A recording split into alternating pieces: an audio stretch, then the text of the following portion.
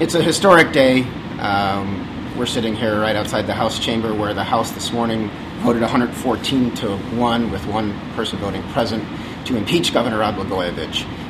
Many of the legislators said it was a sad day, but others said it really was a good day. The sun will shine tomorrow, and it's the beginning of the next phase of bringing Illinois back from being a national laughingstock, as some on the floor said.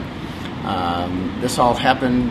It's really a culmination of 6 years of not only Governor Blagojevich having a bad relationship with members of the legislature, who he seldom visited on their days here, often not even being here on the many days that he called them into special session when there was no plan for them to do anything but be here and be away from their families.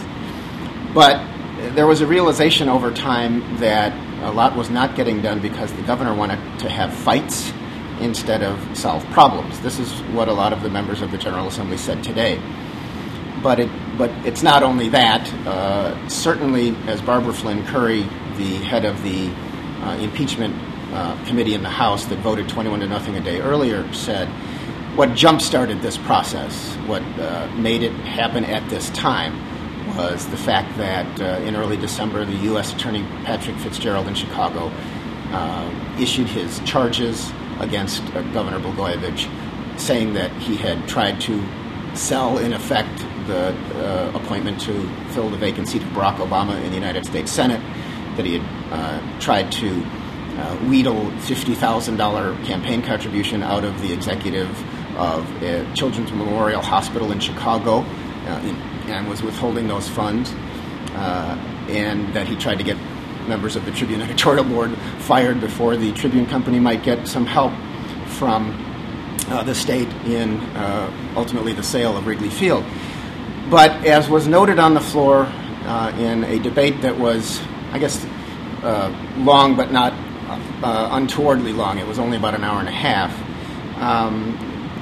those charges may be fantastic and may have been what produced the situation where Saturday Night Live now has a great deal of fun with what happens in Illinois, and everybody knows who Rod Blagojevich is.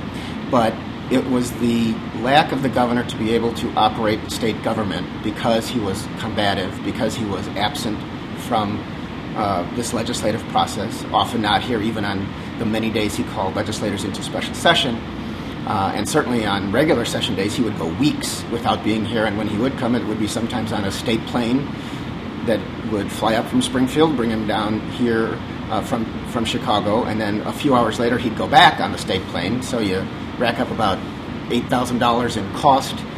He meets with perhaps a few people, often made no public appearances.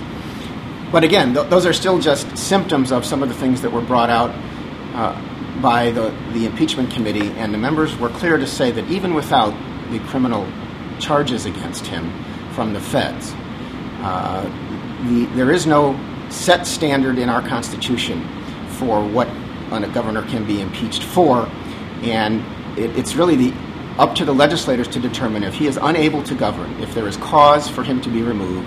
They can determine what that is, and they spoke awfully loudly today. Most of the speeches came from Democrats, which is interesting. One of the more impassioned speeches came from Representative Susana Mendoza, who is from Chicago. Interestingly, she is a Democrat who did a campaign commercial for Aaron Schock, who is a Republican who just went to Congress, and he's from Peoria, from central Illinois. But she sponsored the bill to provide some extra help to doctors helping especially sick children, such as at Children's Memorial Hospital in Chicago. And she made a plea even today, not only talking about how disgusted she was that the governor would apparently, from what he said on the tapes that were released by the feds, want $50,000 before he would release $8 million to Children's Memorial Hospital, but that he let down the children, and she made a plea, let the money go now, because she said the hospital still doesn't have it.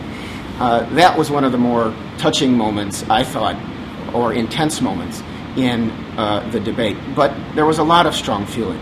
Tom Cross, the Republican leader of the House, who said, and there were only two Republicans that spoke today, Tom Cross and Representative Durkin, who was the minority spokesman on the impeachment committee. Tom Cross said, yes, there is disappointment in this governor and in what is happening, but there's more anger because there's a situation like when your house is burglarized. You feel violated, and he said the people of the state of Illinois should feel that anger and should be mad because what the governor has done is shown that while he took an oath to work for the people, it appears he has been working for himself. Now, Governor Blagojevich even is speaking about this after the 21-0 vote in the committee that brought impeachment. He said he expects to do fare better in the Senate, and he thinks the process was unfair. But this echoes a lot of what his lawyer had said during this process, trying to make it like a criminal trial. Like how can you use tapes that have not been heard by the committee, even though a transcript of part of them came out in a federal complaint?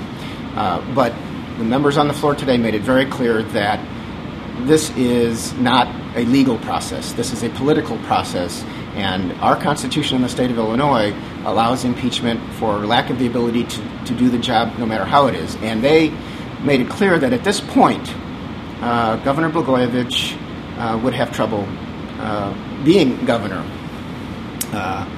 There was one representative who spoke of how warmly the governor is usually greeted when he comes in the hall to give a speech or whatever. It was Monique Davis from Chicago, and she said if he came in this chamber now, who would fall over anybody to go shake his hand? I think we would instead bow our heads in shame. So that's where we're at. It's a very odd time in Illinois. The governor still has some constitutional duties, as he showed by the appointment of Roland Burris to the United States Senate, and the new Senate and House are sworn in next week on the 14th. The governor is supposed to preside over the swearing in of the Senate. He also has a court hearing scheduled for that day in his criminal case. There are also more indictments. He's not yet been indicted. There's only been a criminal complaint, and another 3 months was recently given to the prosecutor in Chicago to get enough evidence to get everything they want out of a grand jury. So more charges in the form of indictments are expected against the governor. Still, he is the governor. He has shown through all of his career in this office that he loves to fight and he will not back down. So it may make for some very awkward moments in the weeks to come.